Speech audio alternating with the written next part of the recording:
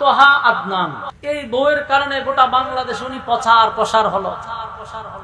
এখন যে উনি লামতেছে এটা বউয়ের কারণেই লামতেছে।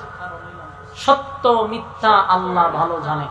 আবু তোহা আদনান, বাংলাদেশের অনেক যুবকরা তার জন্য পাগল, বিশেষ করে ইয়ং জেনারেশন। তার কথার মধ্যে চমক আছে। আমি নিজেও তার বক্ত।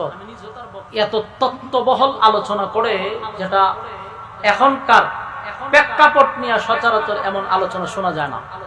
বেশিরভাগ উনি কিয়ামত নিয়ে, কিয়ামতের আলামত সমূহগুলো, সামনে কি হবে, গোটা বিশ্ব পরিস্থিতি নিয়ে উনি আলোচনা করেন।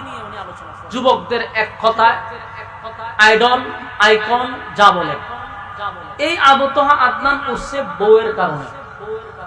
ওনার বউ বিচক্ষণ ছিল, শিক্ষিত। হ্যাঁ, এই বউয়ের কারণে গোটা বাংলাদেশ উনি প্রচার প্রসার হলো। এখন যে উনি লামতেছে এটা বউয়ের কারণেই লামতেছে। সত্য মিথ্যা আল্লাহ ভালো জানে। আমি একজন আলেম হয়ে আরেকজন আলেমের ব্যাপারে না জেনে আমি কোনো কথা বলতে রাজি না।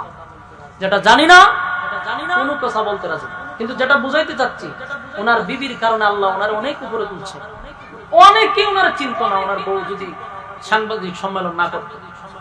আর এখন আবার ওনার বিরুদ্ধে কলম ধরার সাহস পাচ্ছে ওনার বউর কারণে।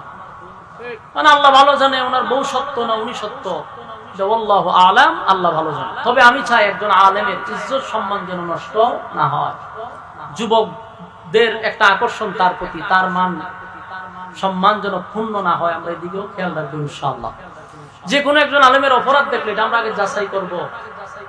একটা মানুষ বলল, এটা শুনলেই আমরা তার বিরুদ্ধে লেগে গেলাম, আগে যাচাই বাছাই করা দরকার।